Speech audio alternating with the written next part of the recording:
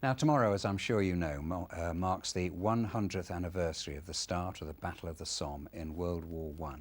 All this week, we've been reflecting the stories connecting the West Midlands to one of the bloodiest battles ever fought. In a moment, we'll be crossing live to the National Memorial Arboretum in Staffordshire, where they're staging a candlelit vigil in memory of the tens of thousands who gave their lives. But first, Ben Sidwell's been to a church in Birmingham, which has held a remembrance service every year since 1921 to mark the hundreds who died in their parish. Name after name, line upon line, all who made the ultimate sacrifice. The parish church of Aston in Birmingham is a place where the Battle of the Somme will never be forgotten. On the first day of the Somme, just over 19,000 British troops were killed.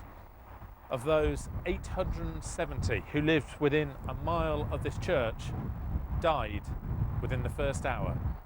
Every single year since 1921, they've held a service of remembrance here on the Sunday nearest to the anniversary date of the beginning of the battle. They're the only church in the United Kingdom still to do so. The hurt in the community with the Somme was significant, and because of that it was an extremely important event.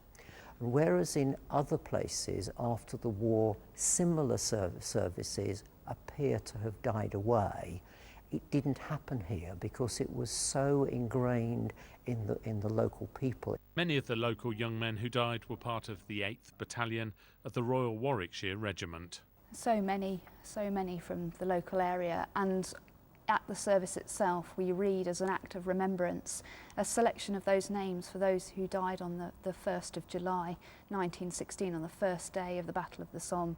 On Sunday, a parade will leave Villa Park, the place where many of the young soldiers would have signed up, to the church to lay a wreath at the cenotaph to remember those who were killed a century ago.